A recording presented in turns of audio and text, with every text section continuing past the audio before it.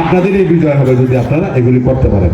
আর কারোর সাথে রাগ করবেন না, সে যাই কারোর সাথে বিয়াদবি করবেন না, কেউ ধমকের কথা বলবেন না ভোটের লেগে, এটা কিন্তু করুন আল্লাহ হস্তে। তাইলে কিন্তু বলবে যে বিএনপির বেটায় নির্দেশ আপনাদের এই 11 সিন্ধু থেকে। আমি 11 সিন্ধুর মানুষকে চিনি, 11 সিন্ধুর সমস্যা সম্পর্কে আমি জানি। এই সমস্যাগুলি ইনশাল্লাহ এখানে বিল্ডিং করে দিব, যে মক্তবের চাল নাই এই মক্তব ঠিক করে দিব, যে কলেজের ভবন নাই আমি সেই কলেজের ভবন করে দিব, যে রাস্তা এখানে রাস্তা নাই, ব্রিজ নাই, কালভার্ট নাই, এবং যে যেগুলি আমি জানি, সুতরাং এইটুকু বললাম যে ইনশাল্লাহ এইগুলি আমি করে দিব।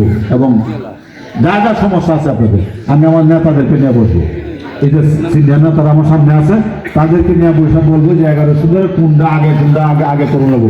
সময় তো 5 বছর ভাইয়া, এই 5 বছরের মধ্যে অগ্রাধিকার ভিত্তিতে এই তালিকা তাদের কাছে তালিকা নেন এবং কাজ তারা বুঝাই দেন, যেটা আপনারা বুঝাই দিব। এই যে আমাদের মহিলা নেত্রী এখানে আছে, অসুস্থতা লয়ে আইছে এখানে আপনাদের নিয়ে, এই মহিলাদের সমস্যা এগুলি ইনশাল্লাহ আমি করব। আমি আর কথা বাড়াতে চাই না, আমি চাই দোয়া চাই, আমার ভোটের থেকে বেশি দোয়া আমার মায়ের সুস্থতা, যে খালেদা জিয়ার নির্দেশে দল আমাকে মনোনয়ন দিয়েছে, এত ইজ্জত দিয়েছে, সম্মান দিয়েছে। আমরা আপনাদের কাছে তাই মনোবাক্যে এনে হুজুর আছেন, দোয়া করবেন। আমরা আমিন আমিন পেয়ে আল্লাহর কাছে কান্দে কান্দে বলবো, আল্লাহ গো এই আমার নেত্রী সুস্থ করে দাও, আল্লাহ গো এই নেত্রীকে তুমি সুস্থ করে দাও, আল্লাহ গো খালেদা জিয়াকে তুমি সুস্থ করে দাও। এই দুঃখিনী মা সারা জীবন তার উপর দিয়ে শুধু জালিমের জুলুম দিয়েছে তার উপর দেওয়া, এই খালেদা জিয়াকে একটু সুখ দেখে যাও। এই কটিয়াদি পাখন্দের মানুষ যখন ধানের শীষের এমপি বানাবে, এই খবরটা পাইলে উনি মুসলিম হাসবে, এইটা ওনাকে দেখা দেওয়া যাও। আল্লাহর কাছে এই প্রার্থনা করতে চাই। সবাইকে ধন্যবাদ এত চমৎকার প্রোগ্রাম করার জন্য। একটা ওয়ার্ড করলে এরকম একটা এই ইউনো অফিসে, ডিসি অফিসে কেটা কাজ করে, কেটা করে না, কেটা ঘুষ খায়, কেটা দুর্নীতি করে, এটা দেখভাল করার দায়িত্ব হলো এমপি সাহেবের। আমি কথা দিতে চাই, আমি বিগত সময়ে পাখন্দ পৌরসভা মেয়র ছিলাম। আমার সীমানাটা আপনাদের 11 সুন্দরের সাথে সেই ফুল দিয়া থেকে যে রাস্তা আমি আনিয়ে দিয়েছি ফুল দেওয়া পর্যন্ত, এরপরে রাস্তা দিনা গঞ্জের হাট পর্যন্ত আছে, এই রাস্তার কোনো উন্নয়ন কিন্তু হয় নাই, বুঝছে? অথচ যদি সরকার এমপির সাথে কাজ করতে পারে, আমার সীমানা তো ফুল দেওয়া পর্যন্ত, এর মধ্যে আমার সীমানা নাই। এই 11 সুন্দর ভিতরে কাজ করার ক্ষমতা মেয়রের নাই। এই রাস্তা যদি হইতো তাহলে ভিতরের মানুষগুলি খুব সহজেই পাখন্দার সাথে যোগাযোগ করতে পারতো না। এইগুলি করে দেওয়ার দায়িত্ব হলো এমপি সাহেবের। আমাদের যে আড়ালিয়া ব্রিজ, এখানে অনেক মানুষ যায় আড়ালিয়া, যায় না? কত কষ্ট করে এখানে সেই আড়ালিয়াতে সেই থানার গার্ড হয়ে ঘুরিয়ে এমন লাগে, নাইলে নৌকা দিয়ে ভাঙন লাগে, নাইলে এই দিক দিয়া এই ড্রেনের গার্ড দেওয়া লাগে। এগুলি খুব বড় ব্যাপার না, এরকম একটা ব্রিজের জন্য একজন এমপি সাহেবের লাগে খুব বড় কিছু না। এগুলি করে দেওয়ার ক্ষমতা এমপি সাহেবের আছে। আমরা এই যে ঘুষ, আপনাদের বয়স্ক ভাতা লেগে নিয়ে ঘুষ দেওয়া লাগে, পঙ্গু ভাতা, বিধবা ভাতা লাগে নিয়ে ঘুষ দেওয়া লাগে। অথচ আমি কথা দিতে চাই, আমি যদি এমপি হতে পারি, সরকার যদি বিএনপির হয়, তাহলে এই পাখন্দিয়াতে কোনো লোক ঘুষ কোনো অভিযোগ থাকতে পারবে না। পাখন্দিয়া কঠিয়ে দিতে চাকরি করতে পারবে না, কঠিয়ে দিতে থাকতে পারবে না, পাখন্দিয়াতেও থাকতে পারবে না। চাকরি সারিয়ে দেয় বাইজন লাগবে।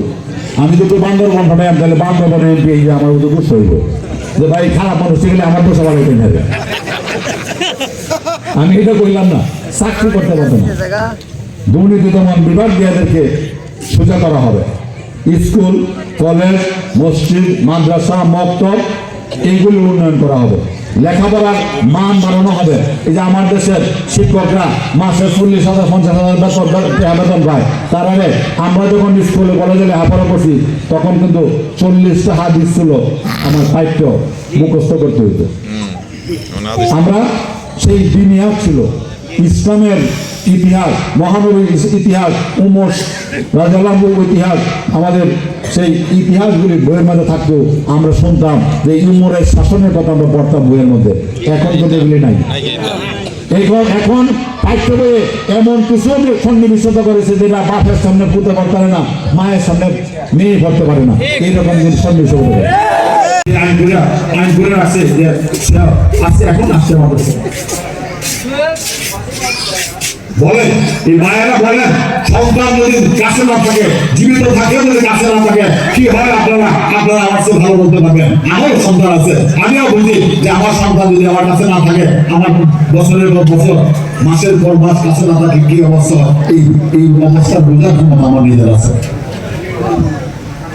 কিছু বলা ছিল না। এই নিষ্ঠুর সরকার এরা মনে করছিল আল্লাহর মতো কিছু না। তার বলতো 41 ভীষণ 41 ভীষণ 2021 এরকম বলতো না।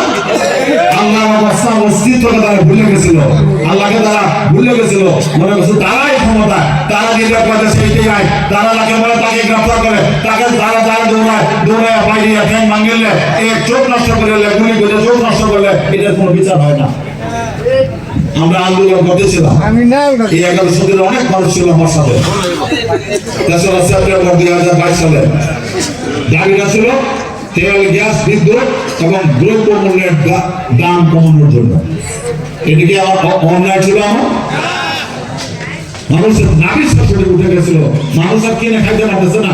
এই সময় আন্দোলন করতেছিলাম, এই সময় গুলি গুলিয়া আমার শ্রাবণ, আমার গলি, আমাদের গোলা, সেই সাকিয়াদের মুখেশ অসংখ্য শত শত লোককে গুলি গুলিয়া আহত করলো।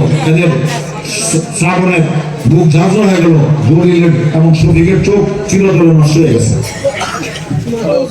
এই যে পাপের ঘর পূর্ণ হয়েছে, পাপের ঘর পূর্ণ হওয়ার কারণে এই যে আমার নেত্রীকে এই যে কষ্ট দিছে, এই কষ্টের বিনিময়ে আল্লাহ রাব্বুল আলামিন যা জিনিস ছাড় দেন সে দেন না। আজকে দেখাইছেন ক্ষমতা কার বেশি, আল্লাহ আছে কিনা এইটা আল্লাহ দেখাইছেন। দেশে তার জায়গা হয় নাই, আজকে হিন্দুস্তানে আশ্রয় হয়েছে। আজকে হিন্দুস্তানে আর কোনো দেশ জায়গা দেয় না, হিন্দুস্তানে আশ্রয় হয়েছে। এখানে উনি আগেও ছিলেন, এই নিয়ে একটা প্রেম ভালোবাসা আছে, ওই দেশের মানুষের সাথে একটা প্রেম ভালোবাসা আছে, মিল আছে। আমরা মুসলমান, আমাদের ঈমান আকীদা এরকম শক্ত। হ্যাঁ, তুমি আমার এই কাজটা করে দিছ না, রাস্তাটা আবার ঢাকা করে এই কাজটা করছো না, এই বিচারটা করে দিছ না, কইতেন না? আর যদি পরিষদের এই মেম্বারের পড়বে না লাগে তাহলে কথা কইতে পারবে।